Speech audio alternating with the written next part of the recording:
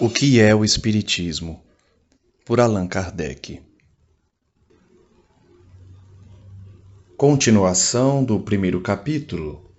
Pequena Conferência Espírita. Segundo diálogo. O cético. Boa ou má vontade dos espíritos para convencer. Visitante.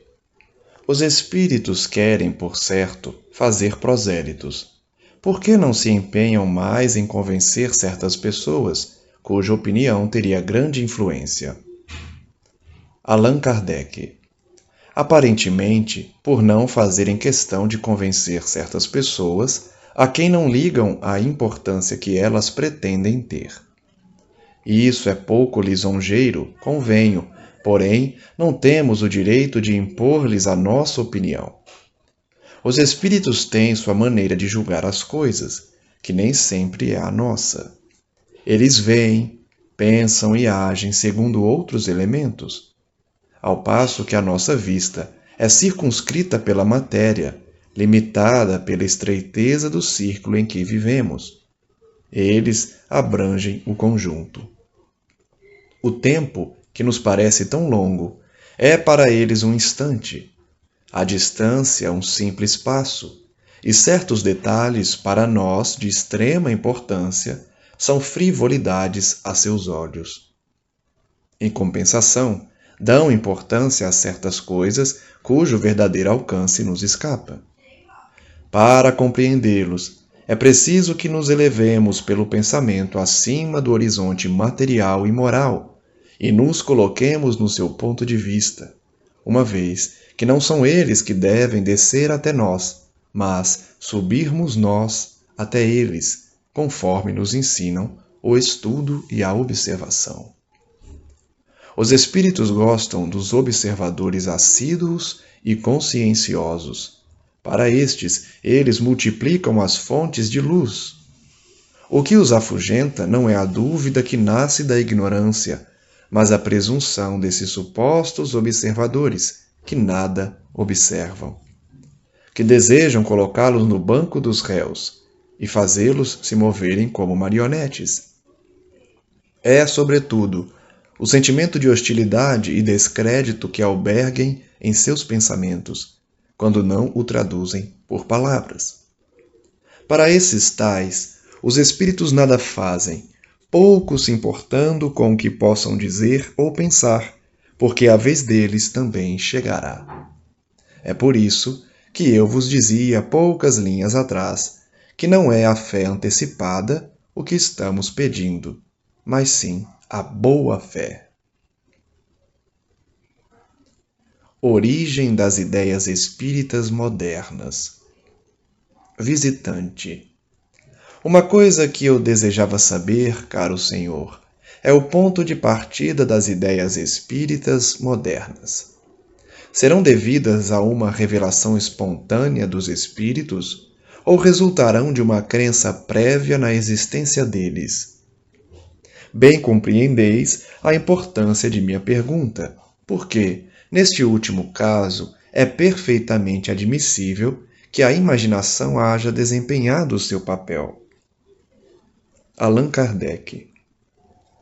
Como dissestes, essa questão é importante, no ponto de vista em que vos colocais, embora seja difícil admitir-se, supondo essas ideias nascidas de uma crença antecipada, que a imaginação pudesse produzir todos os resultados materiais observados.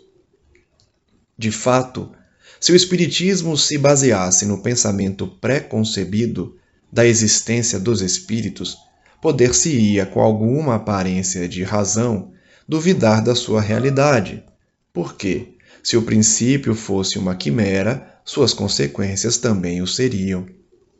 Mas as coisas não se passaram assim. Notai, em primeiro lugar, que essa marcha seria totalmente ilógica. Os espíritos são a causa, e não o efeito. Quando se vê um efeito, pode-se procurar sua causa, mas não é natural imaginar-se uma causa antes de lhe ter visto os efeitos. Não era, pois, possível conceber o pensamento da existência dos espíritos se não se tivessem mostrado efeitos que achassem explicação provável na existência de seres invisíveis. Pois bem, não foi deste modo que surgiu a ideia, isto é, não se imaginou uma hipótese com o fim de explicar certos fenômenos. A primeira suposição feita foi a de uma causa material. Assim, longe de admitir-se a ideia pré-concebida da existência dos espíritos, partiu-se do ponto de vista materialista para se chegar até eles. Como este meio era insuficiente para explicar tudo, somente a observação conduziu à causa espiritual. Refiro-me às ideias espíritas modernas, pois sabemos que essa crença é tão velha quanto o mundo. Vejamos agora como as coisas se deram.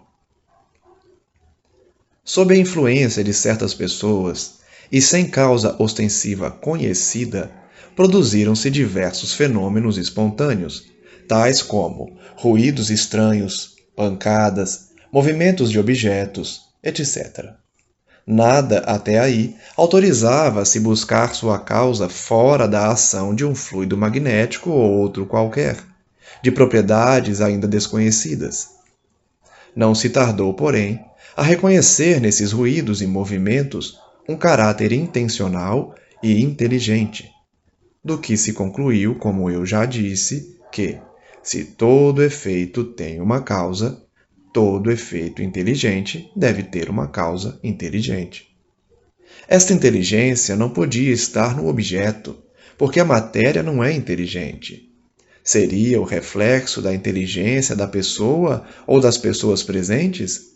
Assim se pensou no início, como também já o disse. Só a experiência podia pronunciar-se, e ela demonstrou, por provas irrecusáveis e em diversas circunstâncias, a completa independência da inteligência que se manifesta. Ela não pertencia, pois, nem ao objeto, nem à pessoa. Quem era, então? Ela própria respondeu, declarando pertencer aos seres incorpóreos chamados espíritos. Logo, a ideia dos espíritos não pré-existia e nem mesmo lhe foi consecutiva. Em uma palavra, não nasceu do cérebro de ninguém, mas nos foi dada pelos próprios espíritos, que também nos ensinaram tudo o que a respeito deles ficamos sabendo. Uma vez revelada a existência dos espíritos e estabelecidos os meios de nos comunicarmos com eles, pôde-se manter com eles conversações seguidas e obter informações sobre a natureza desses seres, as condições de sua existência e seu papel no mundo visível. Se do mesmo modo pudéssemos interrogar os seres do mundo dos infinitamente pequenos, quantas coisas curiosas não ficaríamos sabendo sobre eles. Suponhamos que existisse um fio elétrico entre a Europa e a América pré-colombiana, e que, na sua extremidade europeia, se houvessem produzido alguns sinais inteligentes. A conclusão a tirar-se é a de que, na outra extremidade, se achavam seres inteligentes que desejavam comunicar-se conosco, os quais teriam respondido se os tivéssemos interrogado. Ficaríamos assim certos da sua existência e conheceríamos os seus costumes, usos e modos de ser, apesar de nunca os termos visto. Foi o que se deu nas relações com o mundo invisível. As manifestações materiais foram sinais e meios de aviso que nos levaram a comunicações mais regulares e mais contínuas. E, coisa notável, à medida que meios mais fáceis de comunicação vão sendo postos ao nosso dispor, os espíritos abandonam os meios primitivos, insuficientes e incômodos, tal como o mudo que, recuperando a palavra, renuncia à linguagem dos sinais. Quem eram os habitantes desse mundo? Eram seres à parte, estranhos à humanidade? Eram bons ou maus? Foi ainda a experiência que se encarregou de resolver tais questões. Mas, até que observações numerosas tivessem derramado luz sobre o assunto, o campo das conjecturas e dos sistemas esteve aberto, e só Deus sabe quantos surgiram. Uns acreditaram que os espíritos eram superiores em tudo, enquanto outros não viam neles senão demônios. Era só por suas palavras e atos que podiam julgá-los. Suponhamos que entre os desconhecidos habitantes transatlânticos de que acabamos de falar, uns tenham dito coisas muito boas, ao passo que outros se faziam notar pelo cinismo da linguagem. E logo se teria concluído que entre eles havia bons e maus. Foi o que aconteceu com os espíritos. Foi assim que se reconheceu entre eles todos os graus de bondade e malvadez, de saber e ignorância. Uma vez bem informados acerca dos defeitos e das qualidades que se encontram entre eles, cabe à nossa prudência distinguir o que é bom do que é mal, o verdadeiro do falso em suas relações conosco, exatamente como procedemos em relação aos homens. A observação não nos esclareceu somente sobre as qualidades morais dos espíritos, mas também sobre a natureza deles e sobre o seu estado fisiológico, se assim nos podemos expressar.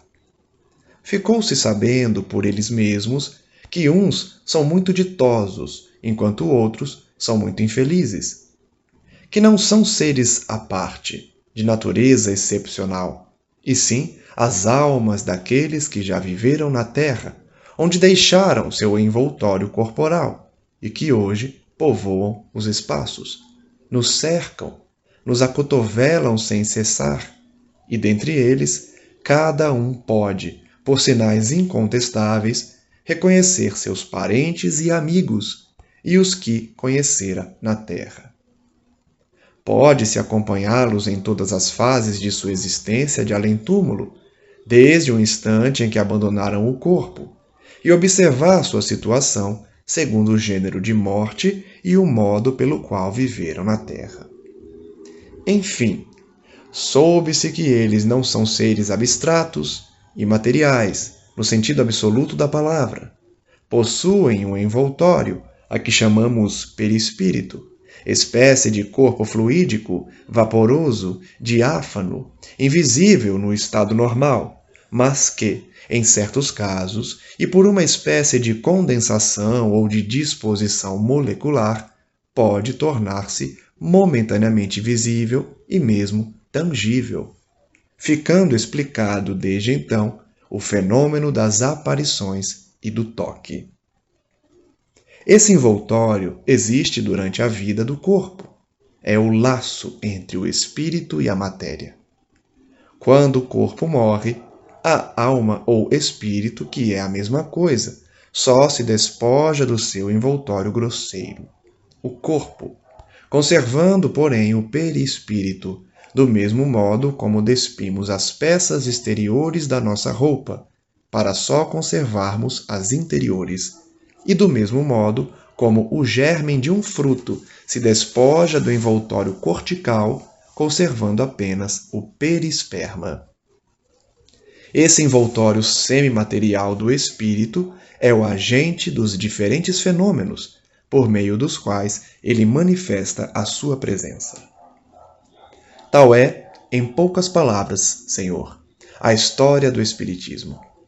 Bem vedes e reconhecereis ainda melhor, quando tiverdes estudado a fundo, que tudo nele é o resultado da observação, e não de um sistema pré-concebido.